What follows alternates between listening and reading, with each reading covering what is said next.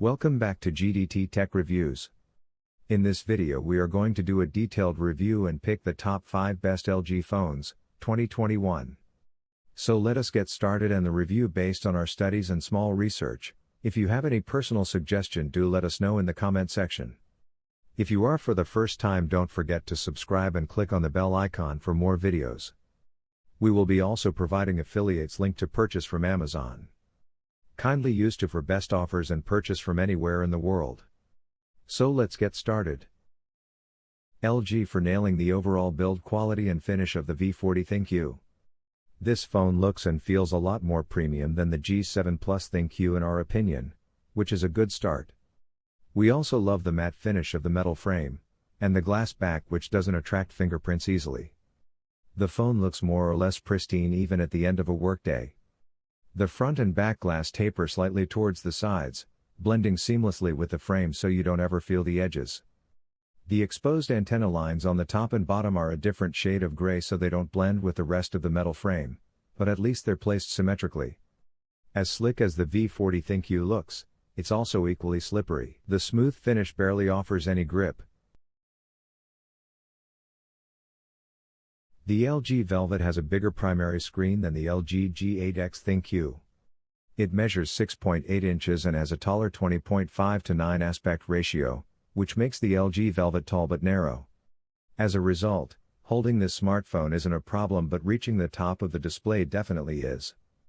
The Velvet is relatively thin, measuring 7.9 mm in thickness, and light, tipping the scales at 180 grams. Its display curves around the sides, reminding me of some Samsung Galaxy S series smartphones. The back is curved at the edges as well. The frame of the device is made of metal and is thin on the sides. The LG Velvet does feel premium, overall. The LG Velvet has a big 6.8-inch OLED display with a resolution of 2460 by 1080 pixels. The dual screen accessory also has the same display specifications, including a notch with no camera. Both panels have 60 Hz refresh rates, while the competition now offers 90 Hz and 120 Hz panels.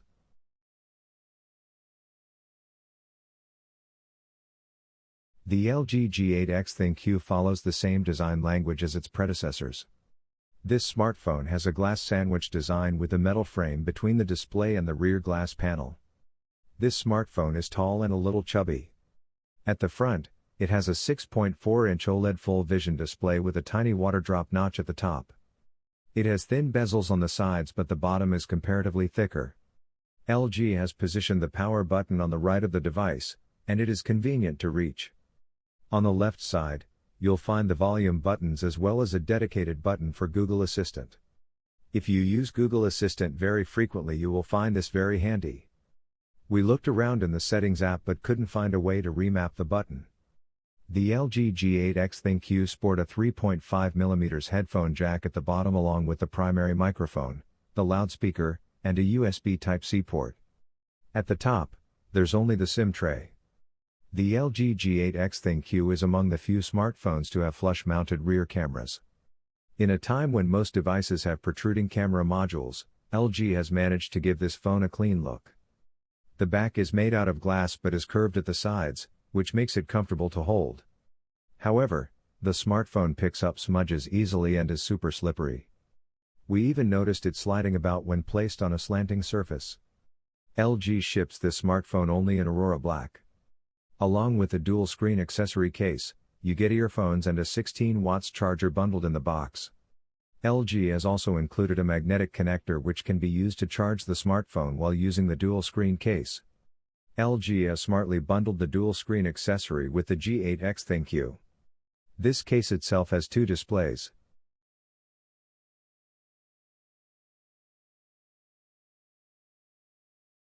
The LG Wing has a unique design and there is nothing that looks like it in the Indian smartphone market.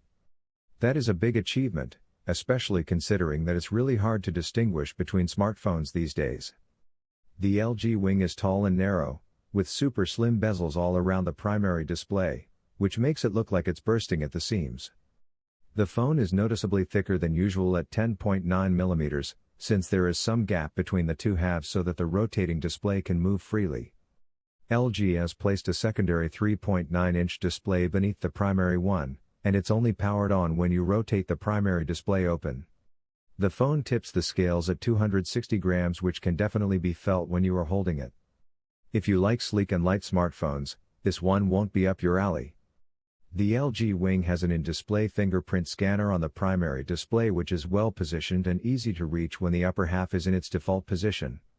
All the buttons on the LG Wing are on the right side and are not exactly within reach. I had to stretch a bit to reach the volume buttons. The buttons are also somewhat hard to reach when the primary display is in T mode, as LG calls the open position.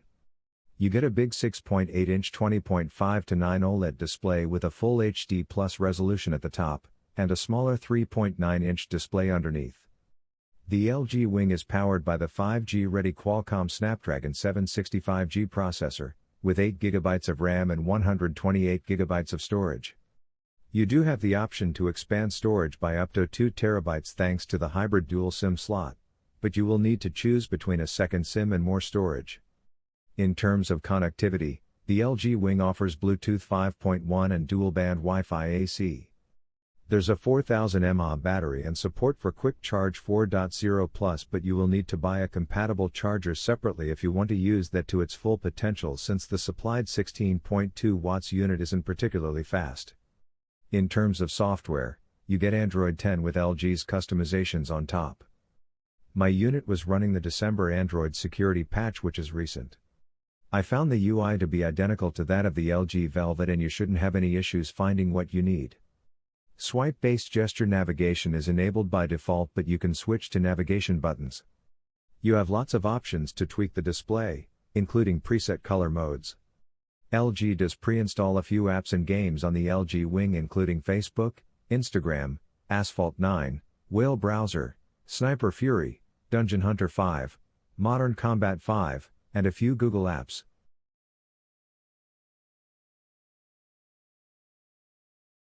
The LG V60 is a confident step beyond the conservative black rectangle designs of its predecessors and into more stylish territory.